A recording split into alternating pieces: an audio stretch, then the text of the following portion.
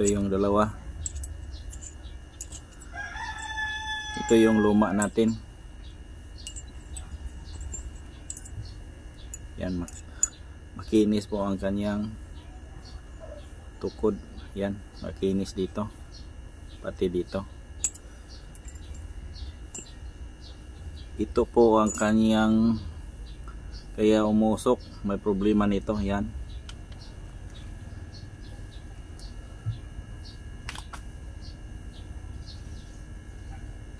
yan. At saka ito dito, yan, magaspang na siya at merong kalawang. Kahit magpalit tayo ng valve seal ay uusok pa rin dahil dito hindi makinis, mag-leaking pa rin yung kanyang valve seal dahil dito. Kaya kailangan na nating palitan ng buo. Dito, brand new yan, makinis yan. Kinis yan. Okay, ito yung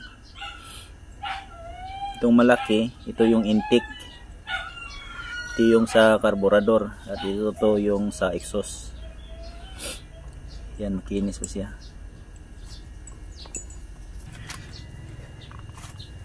Kailangan natin dito yung drill bit.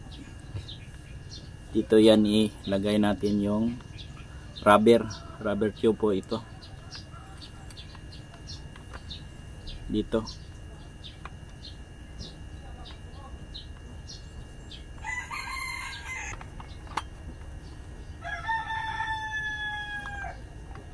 Tapos ito lagyan natin ng grinding compound ditong sa kanyang tagiliran.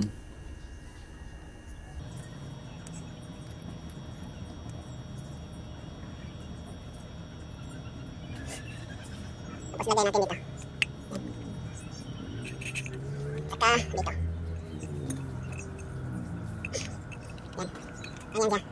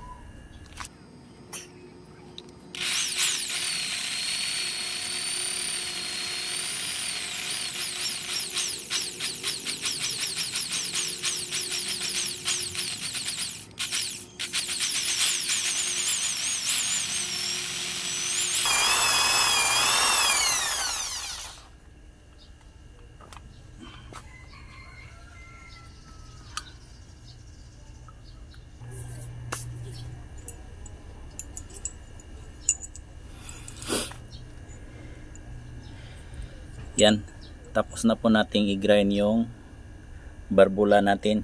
Yan, may smooth surface, may smooth surface na po siya. Yan, na tukma dito sa ating yan, yan, pati dito nag-grind na rin. Kaya check natin wala na tong singaw at wala na tong leak.